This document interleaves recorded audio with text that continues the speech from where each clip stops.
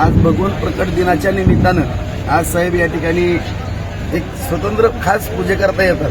थोडा व्यस्त वेळातनं सुद्धा तेही नरसिंहाचे भक्त आहेत.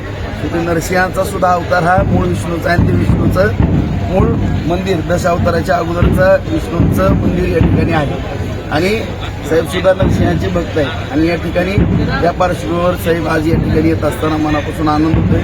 आमची जी इच्छा होती की या प्रकट दिनाच्या निमित्तानं ज्या पद्धतीनं विठ्ठल रुक्मिणी मातेची पूजा पंढरपूरला आषाढी कार्तिकीला होती त्याच धर्तीवरती शासकीय पूजाही व्हावी.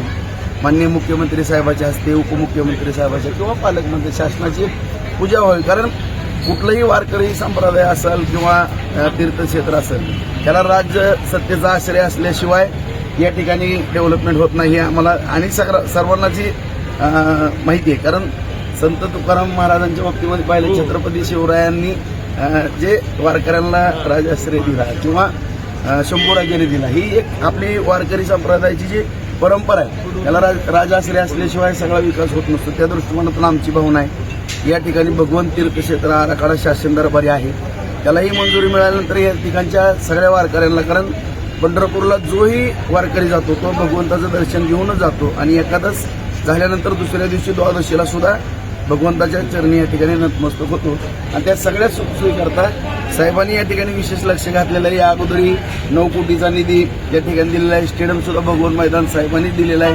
या ठिकाणचा दिंडी नाला कव्हर करण्याकरता 3 कोटी रुपये दिले. 10 कोटी रुपये स्टेडियमला दिले. 9 कोटी रुपये भगवंत भक्तांचे निवास करण्याकरता दिलेले आहेत आणि आणखीनही ही नगरपालिका सुद्धा आम्ही भक्त निवासाच्या ह्याच्यात रूपांतर करण्याचा मानस त्यांना बोलून दाखवला. त्याच्यासाठी सुद्धा साहेब सकारात्मक आहे आणि भगवंत तीर्थक्षेत्र आराखडा जर मंजूर झाला तर शेजारची 2 एकर जमीन सुद्धा आम्हाला या ठिकाणी घ्यायची कारण देवस्थानची एवढी परिस्थिती नाही.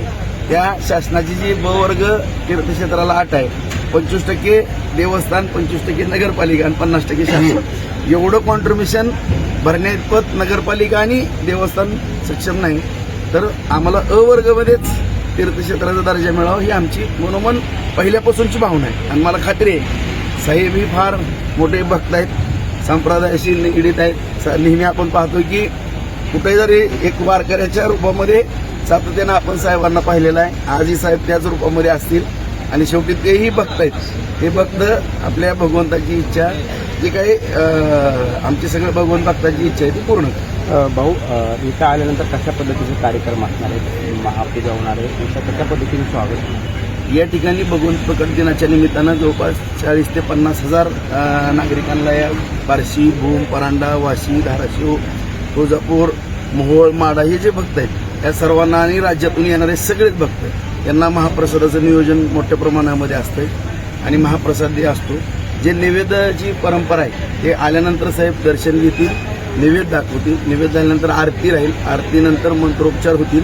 मंत्रोपचारानंतर पत्रकारांना थोडं संबोधित करतील कारण सभा वगैरे आम्ही ह्याच्यामध्ये काही राजकीय कार्यक्रम ठेवला फक्त भगवंत आणि भगवंत प्रकट दिन एवढा ठेव आणि त्याच्यानंतर साहेब महाप्रसाद घेतील आणि सोलापूरच्या कार्यक्रमाला निघतील. ओके.